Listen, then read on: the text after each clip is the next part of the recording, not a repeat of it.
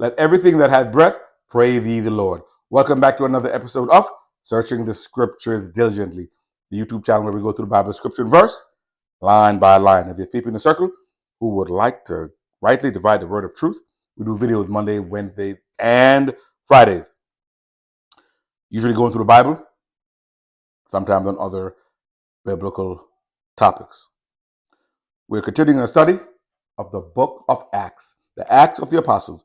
And today is going to be Acts chapter 7, King James Version. Without any further ado, let us begin. Acts chapter 6, verse 1. And in those days, when the number of the disciples was multiplied, because the church was growing, there arose a murmuring of the Grecians against the Hebrews, because their widows were neglected in the daily ministration. So what's going on here?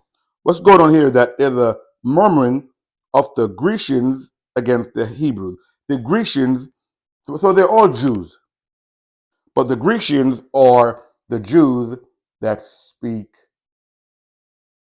Greek as their primary language. I mean, they grew up in that culture.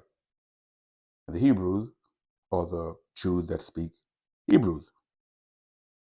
And there was murmuring because the widows of the Grecians, or the Jews that spoke Greek, they felt like they were getting the short end of the stick in terms of the daily ministration or the charity being given out by the apostles or the early church. So that's where the murmuring is coming from. Verse 2. Then the 12, which are the apostles, then the 12 called the multitude of the disciples unto them, all the believers, they called them unto them, and said, it is not reason that we should leave the word of God and serve tables. So they're saying we should not leave the word of God, meaning leave the teaching and the preaching, to making sure to serve tables, meaning to make sure that there's equity in the charitable distribution. He says that's not what we're supposed to be doing.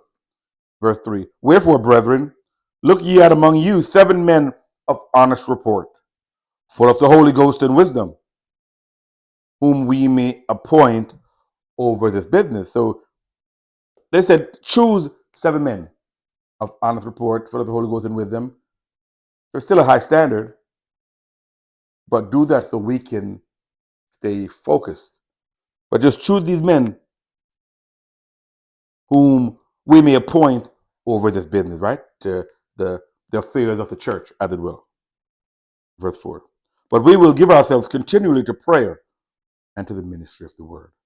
They're continuing in prayer and in teaching, preaching the word. Then that's their mission. So they're going to give themselves over to prayer and to ministry of the word, and the teaching and the preaching. Right? That's what they've been called for. Verse 5. And the saying pleased the whole multitude, and they chose Stephen, a man full of faith and of the Holy Ghost, and Philip, and Prochorus, and Nicanor, and Timon, and Parmenas, and Nicholas, a proselyte or a convert of Antioch, which was previously called Syria. Verse 6. Whom they set before the apostles. And when they had prayed, they laid their hands on them. Verse 7. And the word of God increased, and the number of the disciples multiplied in Jerusalem greatly. And a great company of the priests were obedient to the faith. And a great company of the priests were obedient to the faith. We know that the priests were all of the tribe of Levi, and they were the ones under the Jewish system that would offer up the sacrifices, right? So in the temple, they were the one that would offer up the sacrifice. It says here that a great company of the priests were obedient to the faith, right? They would be in the temple, and they would probably hear them preaching, and so it makes sense. Let's go to John 12 and 42. The book of John, chapter 12, verse 42 says, nevertheless, among the chief rulers also many believed on him. Talking about Jesus, right? But because of the Pharisee, they did not confess him, lest they should be put out of the synagogue. So there were also some of the Jews that were in position of power in the temple, believed on him. But because of the Pharisees, they did not confess him, lest they should be put out of the synagogue. So they chose their position in the temple rather than over there. Verse 43, for they loved the praise of men more than the praise of God.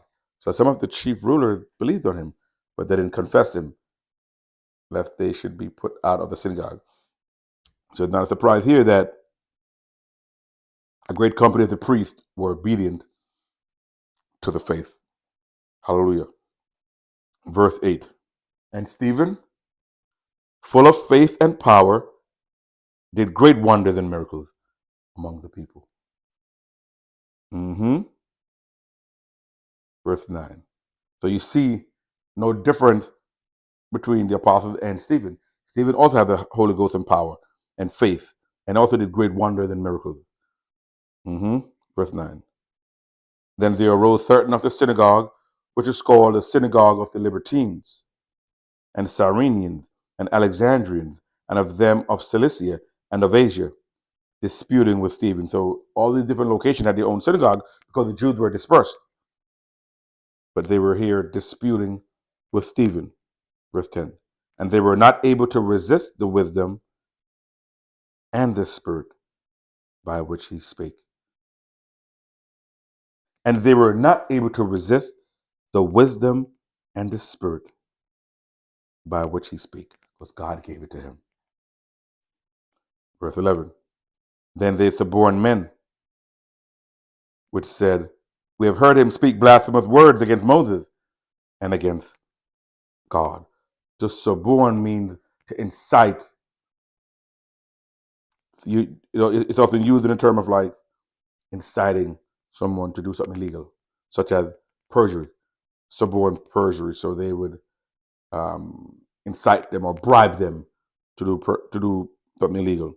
Then they suborned men, which said, we have heard him speak blasphemous words against Moses and against God. Verse 12. And they stirred up the people and the elders and the scribes, and came upon him and caught him and brought him to the council. Verse 13.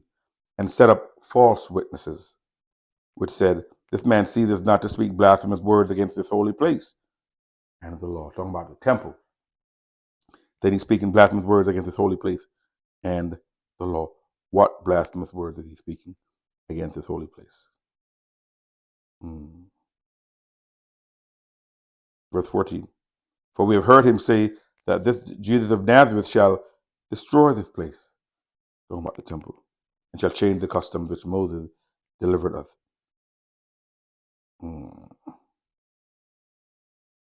So they were false witnesses, saying that for we heard him say that this Jesus of Nazareth shall destroy this place. Now it's funny because those Jews are the same one that had money changers and people selling doves in the temple. And it was Jesus who said, my house should be called a house of prayer, and you've turned it into a den of thieves. So it's funny that they are saying to him that he's using blasphemous words and speaking blasphemous words against his place, and they're the one who has turned it into a den of thieves and a place of merchandise. Ooh. And Jesus is saying, my Father's house shall be called a house of prayer. And also accuse them that thing in verse 14, and shall change the customs in the law which Moses delivered us. They were disobedient to the law. Jesus said, I came not to destroy the law, but to fulfill the law. Came to explain, came to complete. Verse 15. And all that sat in the council, looking steadfastly on him, saw his face as it had been the face of an angel. The face was glowing.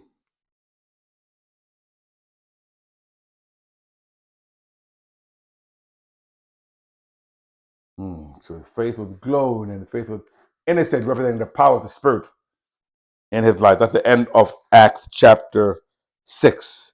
And the word of God is already blessed. If there's people in your circle who would benefit from rightly dividing the word of truth on a regular schedule, we do videos Monday, Wednesday, Friday. Would appreciate a like, a comment, and a subscription on YouTube. And until next time, continue to search the scriptures, for they are they that testify of me, and in them ye think ye have eternal life. To God be the glory.